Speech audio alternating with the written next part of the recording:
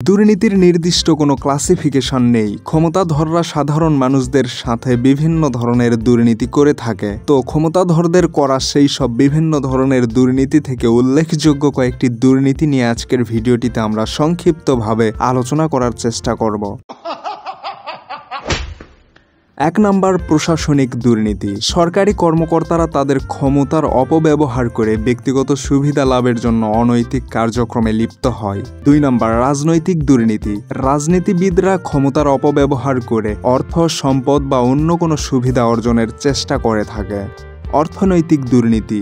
ব্যবসায়িক প্রতিষ্ঠানগুলো প্রতিযোগিতা বা নিয়মনীতি লঙ্ঘন করে অতিরিক্ত লাভের জন্য বেআইনি কার্যক্রম চালায়। বিচারিক দুর্নীতি। বিচারক বা আইনজীবীরা ন্যায় বিচার প্রদান করার সময় অর্থ বা অন্য কোনো সুবিধার বিনিময়ে পক্ষপাতমূলক আচরণ করে থাকে।